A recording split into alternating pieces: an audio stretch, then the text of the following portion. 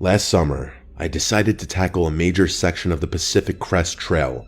I've always loved hiking, especially solo trips. My plan was simple: park my car at the end of the section, hitch a ride to the trailhead, and hike back over the course of a little more than a week and a half. It sounded straightforward enough at the time. The first few days went smoothly, about how I expected. The trail was everything I'd hoped it would be: endless stretches of towering trees and winding paths cutting through serene landscapes. I'm in pretty good shape, so I don't have to stop very frequently when I'm hiking. I'm obviously not going to hike in the dark though, so every night I had to pitch a tent to get some shut-eye. I've always preferred to keep a low profile, especially since solo hikers can attract attention. Because of that, I'd venture a little off the trail to set up my camp each night. I figured it was better that way, minimize the chance of a stranger stumbling across my campsite. Up until the third night, everything was perfectly fine, but what I'm about to tell you is the reason why I'm taking an extended break from hiking or any kind of wilderness exploration for that matter. I woke up in the middle of the night with this odd sense that something was wrong. It was the kind of gut feeling you can't explain, but you know better than to ignore. I looked around my tent. Everything seemed normal inside, so I decided to have a look around the campsite. I drew my rifle, grabbed a flashlight, and unzipped the tent. There was no one out there, no one that I could see at least. I returned to my tent and started checking my pack. That's when I realized my wallet was gone. At first, I thought I'd just misplaced it, maybe left it outside the tent or buried it somewhere in my gear. But after tearing through everything, it was clear someone had taken it. My personal information, cash, credit cards, all of it. How was that even possible though? Had someone broken into my tent just to steal that one thing and leave? It was unlikely, but randomly misplacing it was very uncharacteristic of me. I came to terms with the unfortunate conclusion that I had probably lost it myself. Things only got worse from there though. Over the course of the next few days, I started to notice more things missing. Small items, seemingly random things. One of my lighters, my Swiss Army knife, a few energy bars. I knew I wasn't just misplacing everything. Someone was stealing my belongings. Part of me didn't want to believe it, but by the fourth day, it was undeniable. I was being stalked. There wasn't any cell coverage on that part of the trail, so it wasn't like I could alert someone about my situation. I remember contemplating turning back, but I'd only be saving myself a couple of days at best. There was no way I'd be able to hike either direction without sleeping, but I didn't feel comfortable pitching a tent in those woods with someone literally stalking me. It was a lose-lose situation. I remained calm and told myself there was a reason I had brought my rifle out there. And then it dawned on me, why hadn't that person stolen my gun? It's almost as if they were deliberately messing with me.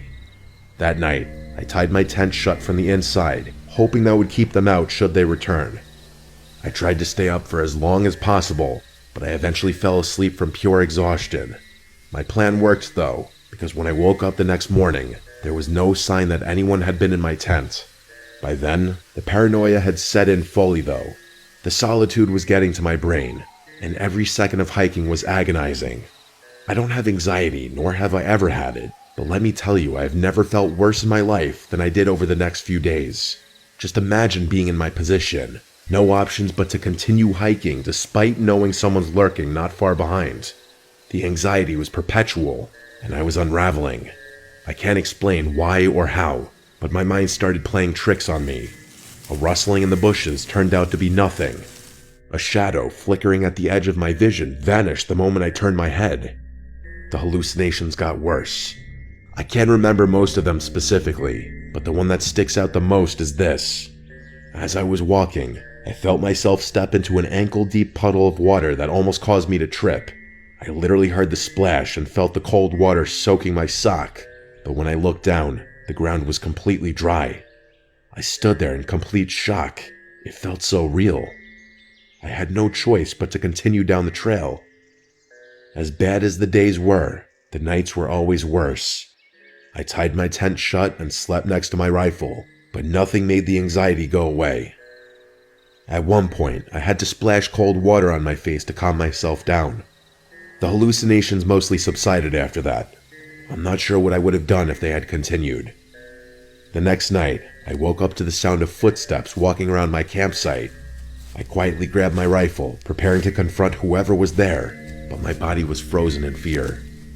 Eventually, the footsteps faded into the woods, but there was no way in hell I was going to sleep after that. As soon as the sun came up, I packed up camp in a frenzy, my hands shaking so badly I could barely tie my gear.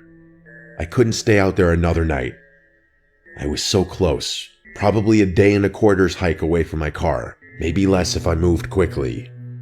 I decided that I wouldn't be stopping to sleep that night, that I'd push through the night to get off the godforsaken trail as quickly as possible. I hiked for hours, as quickly as my body would let me go. When the sun started to set, I gritted my teeth and continued instead of pulling off to pitch my tent. By the time it was pitch black out, I was so close.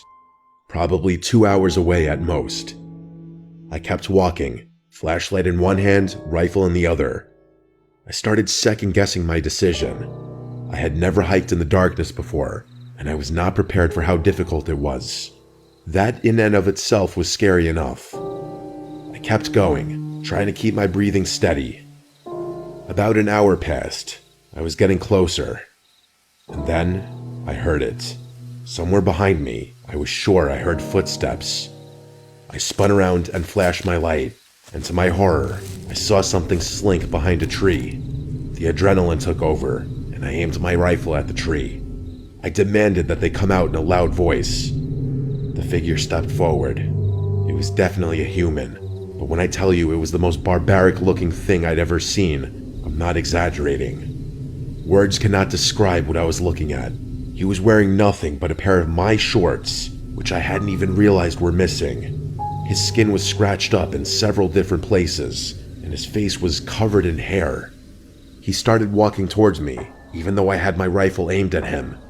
Before I could think, I tapped off a warning round next to him.